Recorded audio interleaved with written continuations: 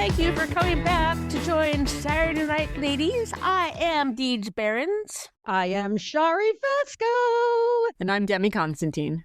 And we are your Saturday Night Ladies. And we have another additional lady today. Her name is Allison from the great state of Virginia. How are you today, Allison? I am doing well. Thank you all for having me. Well, very good to have you on. I think it was maybe me who actually responded to you the first time on TikTok. So I saw your interests and I thought, hey, we need more ladies in the podcast. So let's just start with just a little bit about yourself. Are you mainly just an SNL fan? Tell us just a little bit about yourself. I have been an SNL fan for as long as I can remember. I grew up with parents who were always SNL fans. As a kid, I would say some of the earliest movies that I can remember watching were SNL spin-off movies. I was an early adapter of Night at the Roxbury at probably too young of an age, or Coneheads at also way too young of an age. I also thought that Mary Catherine Gallagher was a real person for like a long part of my childhood, and then really just came back to it in adulthood. It's a really nice constant in my life, and I love being able to check in every week, and it's typically because I don't have cable. My Sunday morning coffee routine is I wake up, I make coffee, I watch Saturday Night Live on a Sunday. So you maybe got into it during the Will Ferrell area? I would say late 90s, early 2000s, and then really hit my stride in like mid to late aughts. So like probably around 2008 on is when I was watching pretty consistently. Excellent. So what we're doing today, we were all saddened by the passing of the great Catherine O'Hara. Very near and dear to my heart, being the lone Canadian here at the moment, but she shared herself with the world. Just do a little discussion about what we love about her. We'll do a little bit of her SNL history, because she does have a little bit of one. So we're just going to honor a very great, funny comedian who brought so much joy all over the world, and in all reports is just a very nice, warm, genuine person. But then again, Canadian. What are you going to do? We're nice. Until you make us mad, but then just ask the people World War One. Anyway, so get your big dumb cup, put on your big dumb hat, and let's talk about Saturday Night Live and Catherine O'Hara. What was the first thing that you saw Catherine O'Hara in? For me, that was, of course, SCTV, one of the great comedies that come out of Canada. When this episode comes out, the end of February, that beginning the first week of March, the entire series of SCTV will be on Prime in Canada. Not US, unfortunately, but if you have a VPN, you will be able to access that. This is not sponsored, but I do recommend Windscribe. It's very affordable, works very solidly. We had so much great comedy. Like, I remember Sunday nights when Wade and Schuster were on, they made a record 67 appearances on the Ed Sullivan Show. Rosie Schuster, who helped start SNL, is Wade and Schuster's daughter, so there's a legacy there. But we're talking about Catherine. She has such a good variety of characters, so she can do anything from awkward teen with braces to a semi-washed-up Las Vegas performer that is a loose combination of Joey Hetherington and Lola Falana. Allison, what was your first experience with the great Catherine O'Hara? I think I have to say Home Alone. I think I was probably a little bit younger than Macaulay Culkin was when he filmed that movie. Like, I'm a few years behind him. So for me, Catherine O'Hara entered with the Home Alone series. It probably wasn't until I was much older that I realized that she had such a comedy background. She's very funny in Home Alone. I think as like a 10-year-old kid, you're not really focused on what the mom is up to in that movie. Yeah, I'm trying to think. I'm sure I knew her before Home Alone because I have several years on Allison. So as do I. I know I saw her in other things. She popped up in so much stuff. She was supporting in so many things. I wish I'd looked things up before I came on tonight. I apologize for that. But I definitely remember Home Alone, and I remember all the Christopher Guest movies, which I absolutely loved her in, every single one of them. And she was such a chameleon. She could do anything. Like you were saying, Deej, she could do anything. And that's why she was such a natural for improv. She could just go from the mom to the floozy in Best in Show. And just like that. She was so good at that. So adaptive. Yeah, I gotta agree with Allison. Like Home Alone, like I've said before when we talked about the Christmas episode, and they did that Home Alone bit with Ariana Grande as Macaulay Culkin. I watched Home Alone with my brother and sisters. We probably watched it 500 times. My sister and I could recite the first probably 20 minutes of dialogue to each other. That 20 minutes is very mom heavy. There's a lot of mom and dad bickering about setting the alarms and stuff. I was very familiar with everybody as a mom. I didn't know she had anything else going on before that movie came out. I didn't know she had any roots in anything. Everything about her, though, was perfect because she was the frazzled mom who cared a lot, but didn't have it together. She was just great. Grow a goatee. That's what she told her husband, because we don't have the adapters. Grow a goatee. And I didn't really know what a goatee was at the time because I was like 10 probably. But actually, that doesn't even make sense when you think about it. Maybe that's even funnier. I don't know. And then when I saw her in Beetlejuice, this is totally different. This is a very different mom. Like, what's happening? And then the Christopher Guest movies. And then I started reading more and I saw that she had such a deep comedy lineage. And she was such a team player. Everyone loves her. Every interview she's ever been in, everyone who's interviewed her. I saw her get interviewed by Jiminy Glick, and it was a delight. Moira Rose. We could do a whole episode just on Moira Rose. When I saw that was notification that she died, I was, what is she gonna do? She can't do anything if she's dead. Like, I don't like this. That was like our first reaction. I'm like, I don't like this role for her. This is no good. The death is definitely a deterrent to a good career. A brief capsule history of Catherine O'Hara, born March 4th, 1954 in Toronto, Ontario, Canada. Passed away on January 30th, 2026 in Santa Monica. Been involved in various things from 1974 all the way up to her death. She has a sister, Mary Margaret. She's an actor, comedian, screenwriter. Started in Second City, Toronto, which was the offshoot from Second City, Chicago. And that's where she came to get to know the people with starting SCTV. She's done a lot of film work, as mentioned, Home Alone, and the sequel Lost in New York. Several things with Christopher Guest. She's also been involved in a couple things with Tim Burton, The Nightmare Before Christmas, Frankenweenie. That's where she was able to highlight some of her singing. One of the biggest collaborations has been with Eugene Levy because they're always partnered in the Christopher Guest movies, in particular with A Mighty Wind. And spoiler alert if you haven't seen it, and if you haven't seen it, why? They played a duo named Mike and Mickey, who were together at the time, but they have since split up. They're best known for their song Kiss at the End of the Rainbow, where at the end, just before they finish the song, they kiss. And the big build-up was for this reunion concert of various 60 folk bands is, will they kiss during the song? And they did, and I was bawling. It's just a great emotional impact. She recently was involved in The Studio as created by Seth Rogen. She appeared in an episode of Wayne and Schuster in 1975. In 2017, she was inducted into the Order of Canada as officer. For reference, there are 3 levels: member, officer, and companion. Example, Lorne Michaels is a companion of the Order of Canada. And in 2021, she was awarded the Governor General's Performing Arts Awards for a lifetime of artistic achievement. So these are very, very high honors from Canada. I was just going to come off and say I had completely forgotten. I loved the Seth Rogen show, The Studio, this year, and it was such a surprise and a nice way to see Catherine O'Hara. Just such a different role from Moira Rose. And I think that it showed a really nice progression of her career, because I'm not giving anything away here, but she plays a former studio head in the show. I think it's nice to see her playing a woman in such power and prowess within Hollywood, because she was. So to see her in that Seth Rogen show in that role was really, really cool. And yeah, that probably was one of the last roles that she played in her life. What a testament to the person she was. So has everyone seen SCTV? I've seen the clip that inspired Conan O'Brien. I think that is also the clip that I have seen.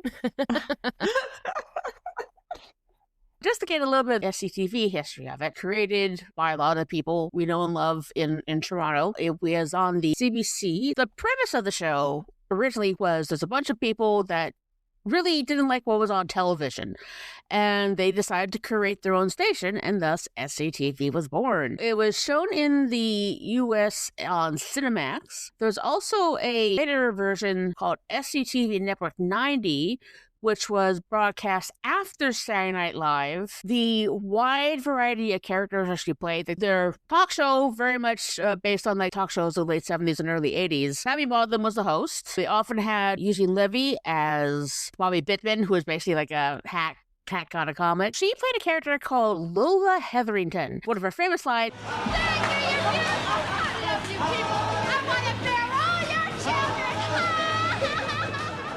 very much over the top. This is also where Martin Short had the Jackie Ryder Jr. One of my other favorite things about SCTV was that in the last year or so, they had a soap opera called The Days of the Week. There is on YouTube an entire compilation of all the episodes of Days of the Week. So if you don't have access to all the SCTV stuff, that is definitely something worth watching. The versatility of what she was able to do is... oh, it's incredible. As far as her history with Saturday Night Live, she was going to join the cast in the first year after Lauren had left, and she was there for about a week. But then the reason why she took the job was they hadn't heard yet if SCTV was going to be renewed or not. She wanted to make sure she had employment. But then after about her first week into it, SCTV got their pickup, so she went back to Canada that did leave the door open for Robin Duke to get on the show because she recommended her. Because one of the things I remember most about Robin Duke is Mrs. T. She was also on Schitt's Creek as the proprietor of the Blouse Barn in Elmdale. I really want to talk about what a spot-on improv performer she was. She could just do so many different things. And I found that fascinating because not every actress can do that. Not every actor can do that. And the way she could go just from character to character, I am so bummed out because I've never seen one single episode of Schitt's Creek. And I know I should sit down and watch it. So one day I will. I see Demi reacting over there. I really need to do that because, and the fact that she was in her early 70s, so still a young woman. But the fact that she was doing the studio, Allison said, this totally different, independent, powerful woman. This is another show I haven't seen, so I appreciate Allison giving me some background there. The wife in Home Alone, kind of ditzy, and jump into all the guest movies where she did all kinds of wacky characters. And then into this. I always saw the mom in Home Alone not so much ditzy, but just overwhelmed with her family. I'm the youngest of me and my sister, so sometimes the youngest child tends to kind of get forgotten. Just trying to keep everyone together, keep everyone organized, and just happen to slip her mind that, oh wait, we forgot our youngest son. Allison, have you seen Schitt's Creek too? Have you seen it? I have, yeah. I watch Schitt's Creek I don't watch a lot of series. I can't finish them. If they're too good, I just can't finish them. But I did watch Schitt's Creek twice all the way through because right when the pandemic started, because it was such an island, they created such an environment of like safety, just love. I mean, that sounds so corny, but they deliberately planned it like that. Deej? Or I don't know how much you ladies know about the Canadian television industry. Definitely much different from the U.S. because we're a much lower population. We're all kind of squished at the bottom of the country because all the rest of the stuff up north is like very, very cold. We have some really great sitcoms. We also have some very bad sitcoms. So when I first heard the title Schitt's Creek, I thought, okay, this can't be too serious. I kind of ignored it, but I kept hearing all about it, and I was able to get caught on thanks to CBC Gem, which is the Canadian Broadcasting System's streaming service. I'm very glad I did because her and Eugene Levy, you would think that they're married to each other, but they are so not. They just have this connection, that they have chemistry, that they always work well together. One thing I learned recently, because there's another series very popular in Canada called Made in Canada, which was about the Canadian television industry and a little bit about the film industry as well. So very much a satire. The lady who plays Stevie, she in that show as well back in the day. So she was the spoiled daughter of the studio head.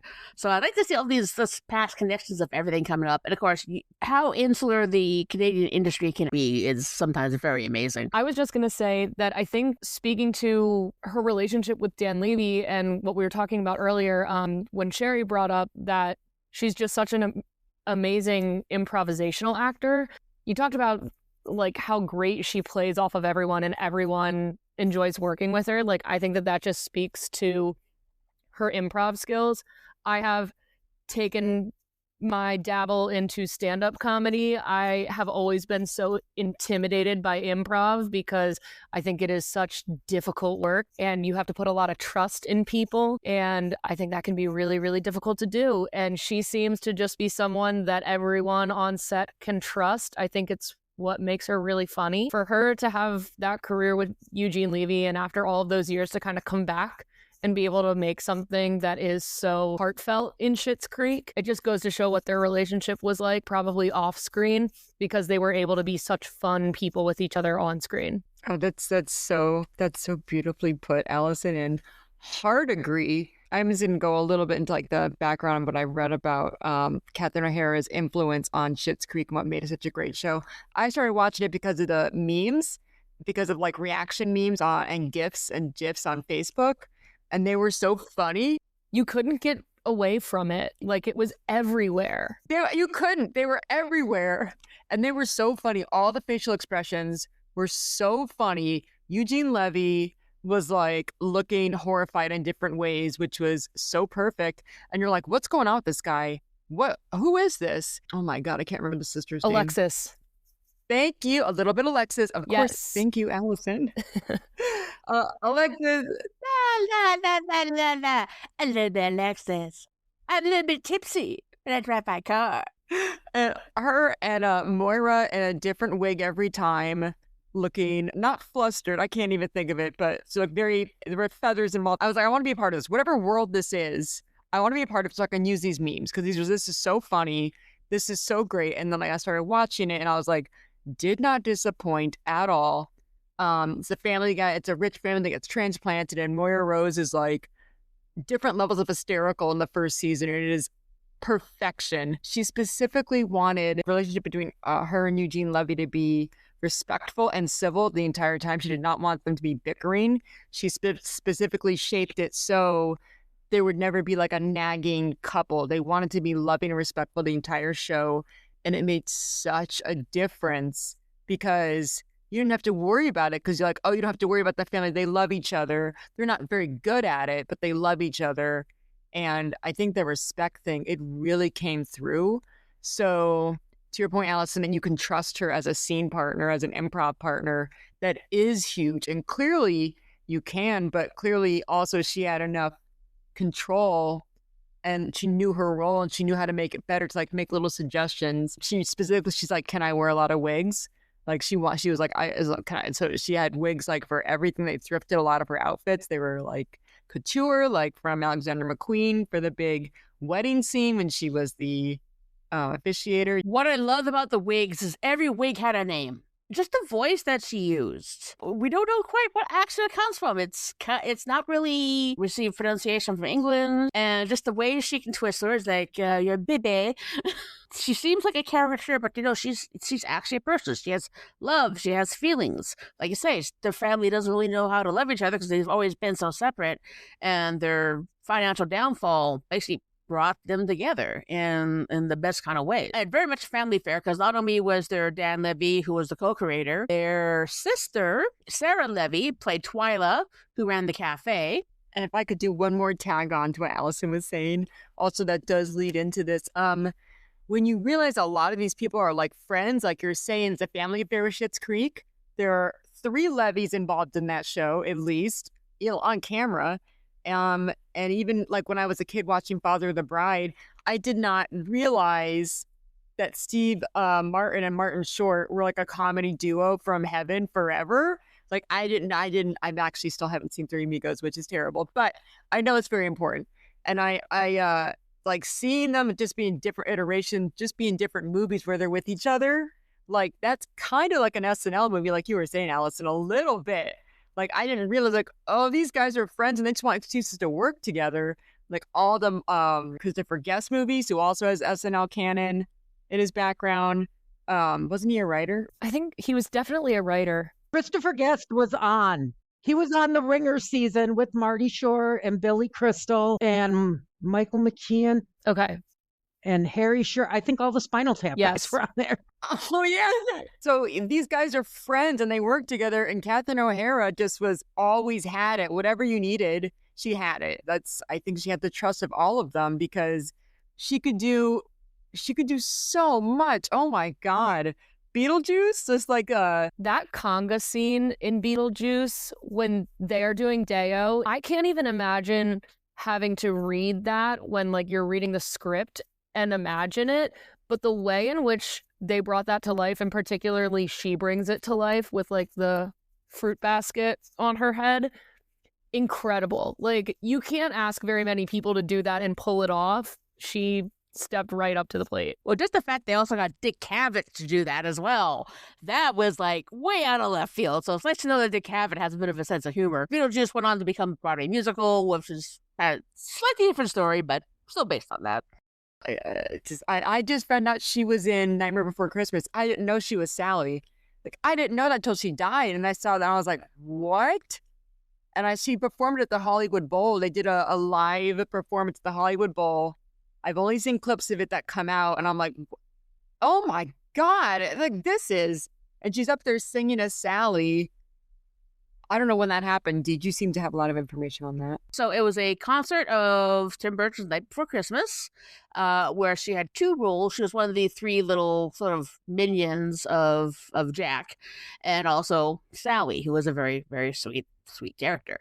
So she did Sally song, main song from that. She also did the trio of Let's Kidnap the Sandy Claus with Danny Elfman and Paul Rubens, which was it's on YouTube. You can definitely see it. She's a beautiful live performer as well. So we also haven't brought up the fact that she did several things with John Candy. It's so all these comedians that just sort of came together because it is a very, very tiny world, because she was with him on SCTV, and then I know she was with him in Home Alone, and then that great scene in the truck, and that was all improv. Why am I not surprised? They're both masters of improv. I recently watched her eulogy for John Candy. Oh my God. It just, they shut down the freeway. They shut down Highway 405. And she just delivered it was like, I think it's a 6-minute eulogy. It's just unbelievable. Because we decided to do this subject, I finally got around to watching the John Candy biography, which was called I Like Me, based on the one line from Trains, Planes, and Automobiles. So much perspective of John Candy and his career, and as a larger sized woman, I know what he goes through with that. You have certain perceptions of people who are bigger, and he thought about a lot of that both through his career. Oh yeah, I mean, I saw a thing that John Candy died 30 years ago, and I'm like, what? I remember when he died. I remember where I was. I was like, what? John from Home Alone? No, that can't be real. That's not real.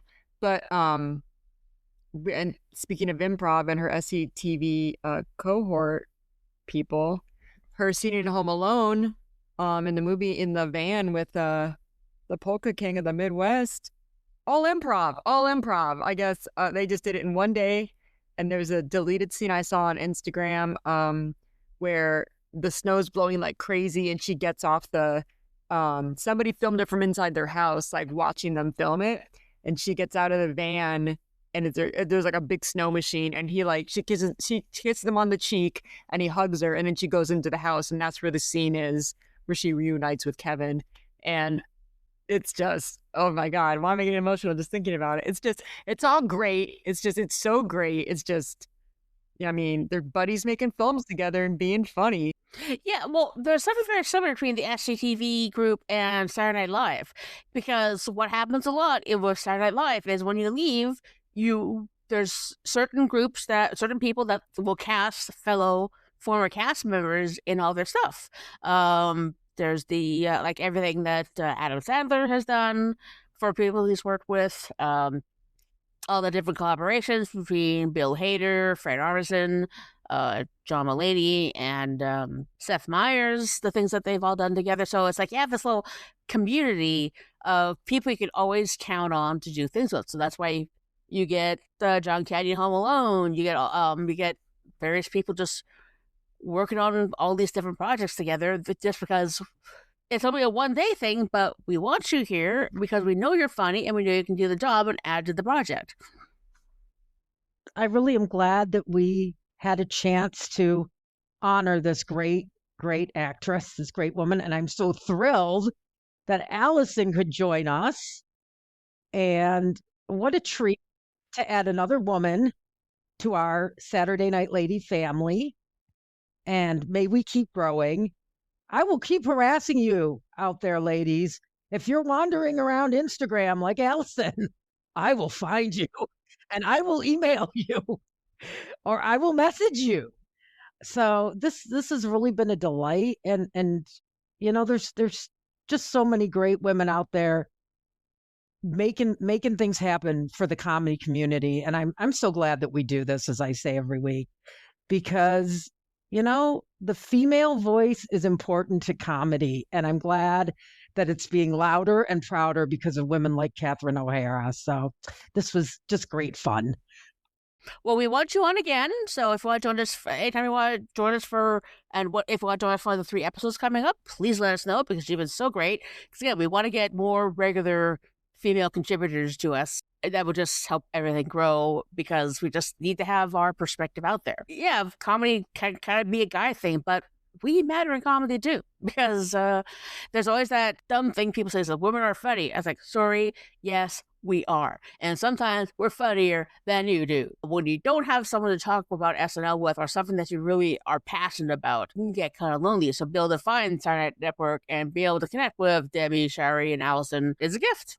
Because I remember back when Bill Hader was going through his issues after the Christmas party incident, and I was breaking down, and you guys really helped talk me down on this. So we're very supportive of each other. So, but Allison, yes, we definitely do want you back again. Any last Catherine O'Hara thoughts? Okay. So, Allison, where can we find you on the internet? Every Saturday that is a Saturday Night Live Saturday, you can find me on either TikTok or Instagram. My handle is at Ali Siegs. It's at ALLI_SIEGS. And I do weekly predictions of what I think will be included in the episode. So I always have 7 predictions for what the cold open, some of the sketches, and weekend update will include. And it's just my way to stay plugged in and see if I can keep up with the writer's room. I thank you all for coming back to listening to us. And we must always remember, when things seem pretty bleak, you must go forth and find the funny. Funny is hope. Saturday Night Ladies is a presentation of Wacky Notion Productions. Hosted by Deeds Behrens, Shari Fesco, and Debbie Constantine. Recorded and edited by Deeds Behrens. Off-week show research by Shari Fesco. If you'd like to be a guest on the show, just email SaturdayNightLadies1978@gmail.com. And as always, like, share, and subscribe. Thanks for listening.